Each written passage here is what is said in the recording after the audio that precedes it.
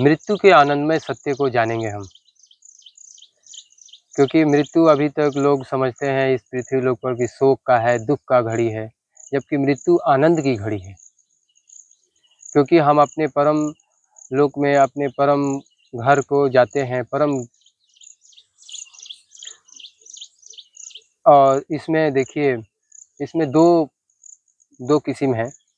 पहला जो इस पृथ्वी लोक पे आए और अपने ज्ञान के द्वारा अपने सत्कर्मों को किए और इस संसार में कल्याण का काम किए।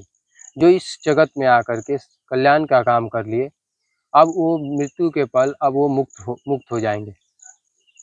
जो अपना सद्ज्ञान के द्वारा सत्कर्म को कर लिया, उस ये भूभाग से अब वो मुक्ति की ओर जा रहा है। तो जीते जी शरीर से ही वो मुक्त हो चुका है, तो मृत्यु उसको शरीर से कोई लेना देना नहीं, बंधन नहीं। वो जब यहाँ से मृत्यु जब शरीर को छोड़ेगा, तो स्वयं ही अपने परम ज्ञान, परम ध्यान, परम ज्योति में जाकर के लीन हो जाएगा। वो अपने संसार की सभी ऊंचाइयों से छोड़ करके परम तत्वों से भी आगे निकल जाएगा।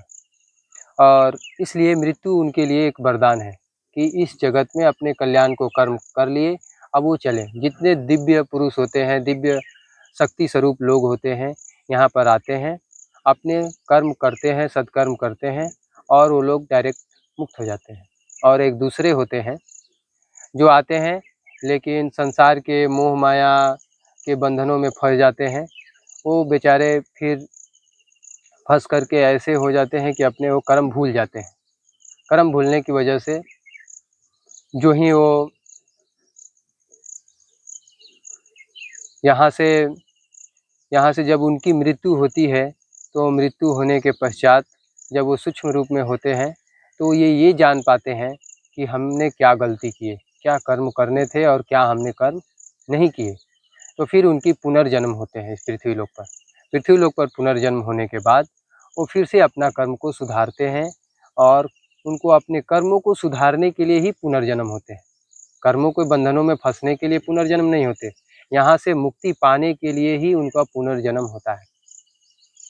लेकिन मनुष्य सोचता है कि जन्म हो गए, हम यहाँ आए हैं, ये बंधन में है, कष्ट भोगने आए हैं, जबकि कष्ट भोगने नहीं आए।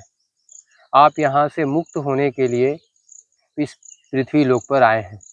तो आप अपने सत्कर्म कीजिए, सद्ज्ञान प्राप्त कीजिए, सत्कर्म कीजिए और यहाँ से मुक्त होइए। और मृत्यु को जो अभिशाप आप मान रहे हैं, उसको मृत्यु का अभिशाप नहीं, वरदान मानिए, आनंद मानिए।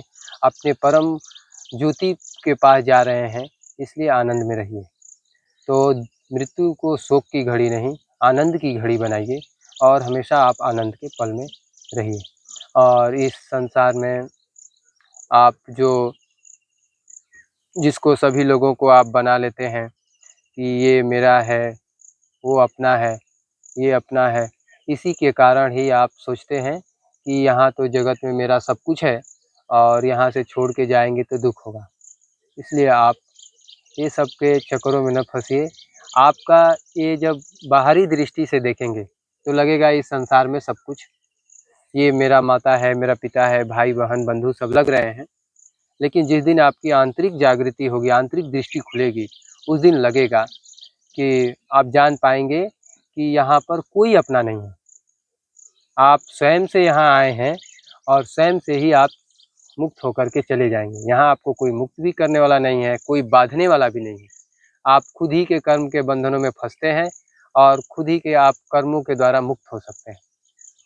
तो इस जगत में आए हैं, और जो आपके इस संसार के नियम के अनुसार जो सत्य है, उस सत्य मार्ग पर रहते हुए सभी व्यवहारों को, सभी कर्तव्यों का पालन कीजिए, सभी का सेवा कीजिए, सभी का कल्याण कीजिए। जितने आपके संबंध हैं उनको संबंध निष्ठापूर्वक निभाइए, लेकिन इन सभी में याद रखिए कि वो संबंध बंधन ना बन जाए, और आप प्रेम पूर्वक मुक्त होकर के आप सभी कर्मों को दृष्टा होकर के देखिए।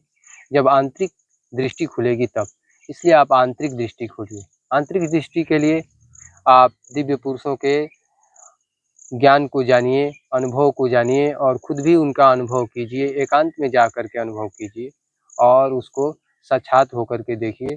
जो सभी के लिए एक हो, एकत्व हो जाए, वही सत्य है, वही धर्म है, वही परम ज्ञान है, वही परम प्रकाश है।